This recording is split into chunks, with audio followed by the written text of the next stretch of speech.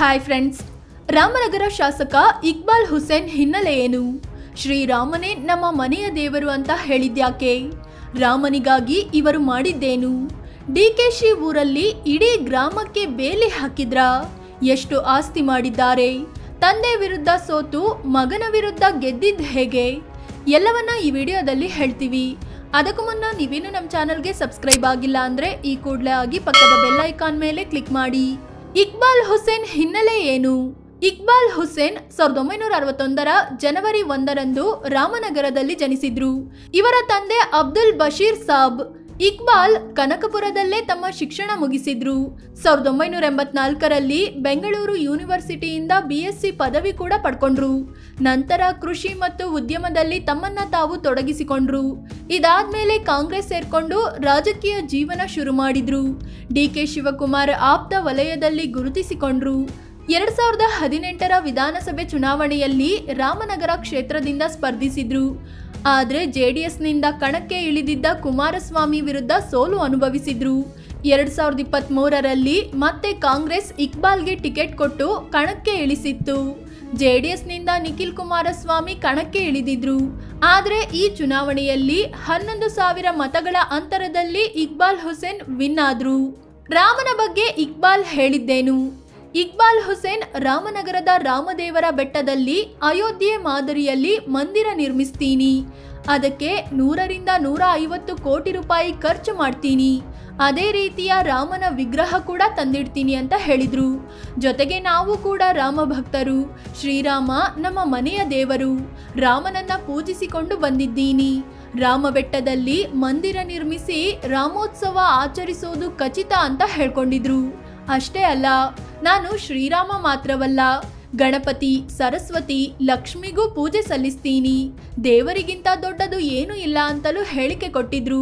ಕ್ಷೇತ್ರದಲ್ಲಿ ವಿವಿಧ ದೇವಸ್ಥಾನಗಳಿಗೆ ಹೋಗೋ ಇಕ್ಬಾಲ್ ಊರ ಹಬ್ಬಗಳಲ್ಲೂ ಭಾಗಿಯಾಗ್ತಾರೆ. ಡಿಕೆಶಿ ಊರಲ್ಲಿ ಇಡೀ ಗ್ರಾಮಕ್ಕೆ ಬೇಲಿ. DK ಶಿವಕುಮಾರ್ ಕ್ಷೇತ್ರ ಕನಕಪುರದಲ್ಲಿ ಹೊಂಗಣಿ ದೊಡ್ಡಿ ಅನ್ನೋ ಗ್ರಾಮವಿದೆ. ಇಲ್ಲಿ ಇಡೀ ಗ್ರಾಮ ಅಂದ್ರೆ ಸುಮಾರು 67 ಎಕರೆಯಷ್ಟು ಜಮೀನನ್ನ ಇಕ್ಬಾಲ್ ಹುಸೇನ್ ಅಕ್ರಮವಾಗಿ ತಮ್ಮ ಹೆಸರಿಗೆ ಮಾಡಿಸಿಕೊಂಡಿದ್ದಾರೆ ಅನ್ನೋ ಆರೋಪ ಕೇಳಿಬಂದಿತ್ತು. ರೈತರು ಒಟ್ಟಾಗಿ ಈ ಸಂಬಂಧ ಲೋಕಾಯುಕ್ತಕ್ಕೆ ದೂರು ಕೂಡ ನೀಡಿದ್ರು. ನಾವು 50ರಿಂದ 60 ವರ್ಷಗಳ ಕಾಲ ಜಮೀನಿನಲ್ಲಿ ಕೃಷಿ ಮಾಡಿಕೊಂಡು ಬಂದಿದ್ದೀವಿ. ನಮಗೆ ಈ ಜಮೀನು ಬಿಟ್ರೆ ಬೇರೇನೂ ಇಲ್ಲ. ಆದ್ರೀಗ ಈ ಜಮೀನನ್ನ ಅಧಿಕಾರ ದುರ್ಬಳಕೆ ಮಾಡಿ ಶಾಸಕ ಇಕ್ಬಾಲ್ ಹುಸೇನ್ ಲಪಟಾಯಿಸಿದ್ದಾರೆ ಅಂತ ರೈತರು ಆರೋಪಿಸಿದ್ರು. ಆದ್ರೆ ಇವೆಲ್ಲ ಸುಳ್ಳು ಆರೋಪ. ಈ ಸಂಬಂಧ ಲೋಕಾಯುಕ್ತ ತನಿಖೆಗೆ ನಾನು ರೆಡಿ ಅಂತ ಇಕ್ಬಾಲ್ ಹುಸೇನ್ ತಿರುಗೇಟು ನೀಡಿದ್ರು. ಯುವತಿ ಜೊತೆ ಅಶ್ಲೀಲ ವಿಡಿಯೋ ಕಾಲ್. ಕಳೆದ ವರ್ಷ ಇಕ್ಬಾಲ್ ಹುಸೇನ್ ಯುವತಿಯೊಬ್ಬರ ಜೊತೆ ಅಶ್ಲೀಲವಾಗಿ ವಾಟ್ಸಪ್ ವಿಡಿಯೋ ಕಾಲ್ನಲ್ಲಿ ಮಾತನಾಡಿದ್ದು ವೈರಲ್ ಆಗಿತ್ತು. ಆ ಯುವತಿ ಜಿಲ್ಲಾ ಕಾಂಗ್ರೆಸ್ ಪದಾಧಿಕಾರಿ ಆಗಿದ್ರು. ಆದರೆ ನಂತರದಲ್ಲಿ ವಿಡಿಯೋ ತಿರುಚಲಾಗಿದೆ. ಇಕ್ಬಾಲ್ ಮತ್ತು ನನ್ನದು ತಂದೆ ಮಗಳ ಸಂಬಂಧ. ವಿಡಿಯೋ ತಿರುಚಿರೋರ ವಿರುದ್ಧ ಕ್ರಮ ಕೈಗೊಳ್ಳಬೇಕು ಅಂತ ಖುದ್ದು ಯುವತಿಯೇ ದೂರು ನೀಡಿದ್ರು. ನಂತರದಲ್ಲಿ ಪ್ರಕರಣ ತಣ್ಣಗಾಗಿತ್ತು. ಇನ್ನು ಇಕ್ಬಾಲ್ ಹುಸೇನ್ ವಿರುದ್ಧ ಮಾತನಾಡಿದ್ದಕ್ಕೆ ದಲಿತ ಮುಖಂಡನ ಮೇಲೆ ಹಲ್ಲೆ ನಡೆದಿತ್ತು. ಈ ಸಂಬಂಧ ದಲಿತ ನಾಯಕರು ದೂರು ಕೂಡ ದಾಖಲಿಸಿದ್ರು. DK ಶಿವಕುಮಾರ್ ಅಪ್ಪಟ ಶಿಷ್ಯ ಇಕ್ಬಾಲ್. ರಾಜಕೀಯಕ್ಕೆ ಬಂದಾಗಿನಿಂದಲೂ ಇಕ್ಬಾಲ್ ಹುಸೇನ್ DK ಶಿವಕುಮಾರ್ ಗುಂಪಿನಲ್ಲಿ ಗುರುತಿಸಿಕೊಂಡಿದ್ದಾರೆ.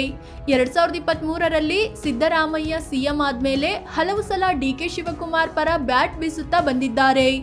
ಇದೀಗ ಮತ್ತೆ 2-3 ತಿಂಗಳಲ್ಲಿ DK ಶಿವಕುಮಾರ್ CM ಆಗ್ತಾರೆ ಅಂತ ಹೇಳಿದ್ದಾರೆ. ಈ ಸಂಬಂಧ ಇಕ್ಬಾಲ್ ಹುಸೇನ್ಗೆ ಖುದ್ದು KPCC ಅಧ್ಯಕ್ಷ DK ಶಿವಕುಮಾರ್ ಅವರೇ ನೋಟಿಸ್ ಕೊಟ್ಟಿದ್ದಾರೆ. ಆದರೂ ಕೇರ್ ಮಾಡದೆ ಮತ್ತೆ ಪ್ರತಿಕ್ರಿಯಿಸಿ, ನಾನು ನನ್ನ ಹೇಳಿಕೆಗೆ ಬದ್ಧ. DK ಶಿವಕುಮಾರ್ CM ಆಗಲೇಬೇಕು. ಅವರಿಗೂ ಒಂದು ಅವಕಾಶ ಸಿಗಬೇಕು ಅಂತ ಹೇಳಿದ್ದಾರೆ. ಇಕ್ಬಾಲ್ ಹುಸೇನ್ ಆಸ್ತಿ ಮತ್ತು ಆದಾಯ. ಇಕ್ಬಾಲ್ ಹುಸೇನ್ 95 ಕೋಟಿ 65 ಲಕ್ಷ ರೂಪಾಯಿ ಮೌಲ್ಯದ ಆಸ್ತಿ ಹೊಂದಿದ್ದಾರೆ. ಜೊತೆಗೆ 8 ಕೋಟಿ ರೂಪಾಯಿ ಮೌಲ್ಯದ ಸಾಲ ಕೂಡ ಇದೆ. ಆಸ್ತಿಯಲ್ಲಿ ಪತ್ನಿ ಹೆಸರಲ್ಲೇ 36 ಕೋಟಿ ರೂಪಾಯಿ ಮೌಲ್ಯದ ಆಸ್ತಿ ಮಾಡಿಟ್ಟಿದ್ದಾರೆ. ಇಕ್ಬಾಲ್ ಹೆಸರಲ್ಲಿ ಅರ್ಧ ಕೆಜಿ ಚಿನ್ನಾಭರಣ ಇದ್ರೆ, ಪತ್ನಿ ಹೆಸರಲ್ಲಿ 1 ಕೆಜಿ 200 ಗ್ರಾಂ ಚಿನ್ನದ ಒಡವೆಗಳಿವೆ. ಇನ್ನುಳಿದಂತೆ ಇಕ್ಬಾಲ್ ಬಳಿ 4 ಕಾರು, 2 ಟ್ರಕ್ ಮತ್ತು 1 ಟ್ರ್ಯಾಕ್ಟರ್ ಕೂಡ ಇವೆ. ಇಕ್ಬಾಲ್ ಹುಸೇನ್ 2022ರಲ್ಲಿ 66 ಲಕ್ಷ ರೂಪಾಯಿಯಷ್ಟು ಆದಾಯ ಹೊಂದಿದ್ರು. ಇವರ ಪತ್ನಿಗೂ ಇದೇ ಅವಧಿಯಲ್ಲಿ 52 ಲಕ್ಷ ರೂಪಾಯಿ ಮೌಲ್ಯದ ಆದಾಯ ಇತ್ತು. ಕೃಷಿ ಮತ್ತು ಉದ್ಯಮ ತಮ್ಮ ಆದಾಯದ ಮೂಲ ಅಂತ ಘೋಷಿಸಿಕೊಂಡಿದ್ದಾರೆ. ಫ್ರೆಂಡ್ಸ್, ಇದು ಡಿಕೆಶಿ ಅಪ್ಪಟ ಶಿಷ್ಯ, ರಾಮನೇ ನನ್ನ ಕುಲದೇವರು ಅಂತ ಹೇಳಿಕೊಳ್ಳುವ ರಾಮನಗರ ಶಾಸಕ ಇಕ್ಬಾಲ್ ಹುಸೇನ್ ಜೀವನದ ಬಗ್ಗೆ ತಿಳಿಸಿಕೊಡೋ ಪ್ರಯತ್ನ. ಈ ಬಗ್ಗೆ ನಿಮಗೇನನ್ಸುತ್ತೆ ಅಂತ ಕಾಮೆಂಟ್ ಮಾಡಿ ಹೇಳಿ. ಅದೇ ರೀತಿ ನೀವಿನ್ನೂ ನಮ್ಮ ಚಾನಲ್ಗೆ ಸಬ್ಸ್ಕ್ರೈಬ್ ಆಗಿಲ್ಲ ಅಂದರೆ ಈ ಕೂಡಲೇ ಆಗಿ ಪಕ್ಕದ ಬೆಲ್ ಐಕಾನ್ ಮೇಲೆ ಕ್ಲಿಕ್ ಮಾಡಿ. ಧನ್ಯವಾದ.